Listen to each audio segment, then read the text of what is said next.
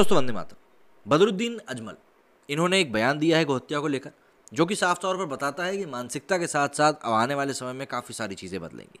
लेकिन उनके बयान के ऊपर कई लोगों का कहना है कि ये बयान दरअसल इफेक्ट है असम में दूसरे योगी होने का, मतलब हेमंत बिस्व शर्मा के कारण इस प्रकार के बयान दिए जा रहे हैं। हेमंत बिस्व शर्मा जब से असम के मुख्यमंत्री बने हैं तब से ही वो अपने स्ट्रिक्ट एक्शन और तुरंत कार्रवाई के लिए जाने जाते हैं। जिस तरह से वो बेबाक होकर अपनी बात कहते हैं वो भी कई लोगों को अपना कायल कर देती हैं।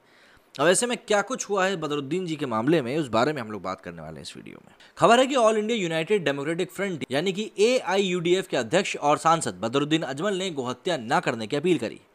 दरअसल 10 जुलाई को ईद उल अजहा बकरीद मनाई जाने वाली है। इसी के चलते बदरुद्दीन अजमल ने यह अपील की है। अजमल ने मुस्लिम समुदाय से अपील करते हुए कहा है कि बकरीद पर गायों की कुर्बानी देने से परहेज करें, क्योंकि भारत कई अलग अलग समुदायों और धर्मों के लोगों का देश है। सनातन धर्म के मानने वाले हिंदू गाय को एक पवित्र प्रतीक के रूप में पूजते हैं। हिंदू गाय को माँ की तरह मानते हैं। इस तरह के कृत्यों से उनकी भावनाओं को ठेस पहुंचेगी, इसलिए किसी और पशु की बलि देने से अच्छा फैसला होगा। अपनी कट्टर मुस्लिम छवि के लिए मशहूर बदरुद्दीन अजमल की इस अपील को सुनने के बाद एक ही चीज़ दिमाग में आती है, अब इससे ज़्यादा अच्छे दिन क्या ही आएंगे। लिखी सी बात है कि असम में कट्टर मुस्लिम एजेंडे पर चलने वाले बदरुद्दीन अजमल के मुंह से ऐसी बातें सुनकर कोई भी चौंक जाएगा, क्योंकि असम में लंबे समय से बदरुद्दीन अजमल मुस्लिमों की ही सियासत करते चले आ रहे हैं। 3 तलाक से लेकर CAA NRC तक अजमल हर उस मुद्दे के खिलाफ खड़े दिखाई पड़ते हैं जो मुस्लिम समुदाय से जुड़ा हुआ होता है। लेकिन हाल फिलहाल में देश में जिस तरह का माहौल बना हुआ है, समझना बहुत मुश्किल नहीं है कि बदरुद्दीन अजमल ने गाय की कुर्बानी ना देने की अपील आखिर क्यों करी। लेकिन इसके पीछे वजह केवल पैगंबर मोहम्मद पर कथित टिप्पणी के समर्थन पर हुई हत्या ही नहीं, बल्कि बीते कुछ महीनों में बदरुद्दीन अजमल की कट्टरता में काफ़ी नरमी आई है। और संभव है कि इसके पीछे असम के मुख्यमंत्री हेमंत बिस्व शर्मा की अहम भूमिका हो।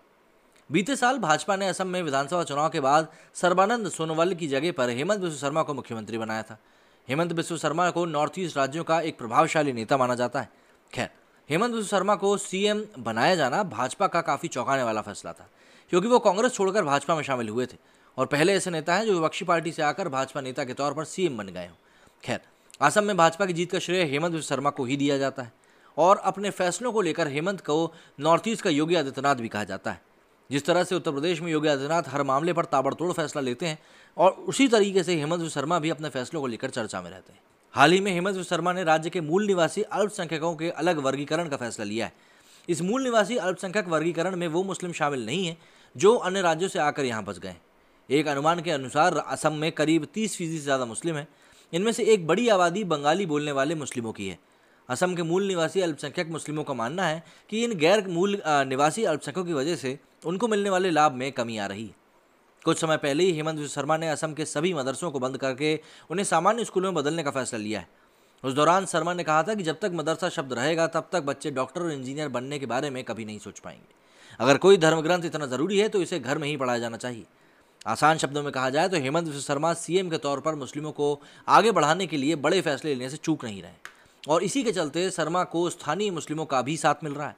देखा जाए तो इन तमाम फैसलों से बदरुद्दीन अजमल की राजनीति को झटका तो लगा है, लेकिन संभव यह है कि अजमल की इसी अपील के पीछे शर्मा की राजनीतिक रणनीति से निपटने का कोई मौका भी हो।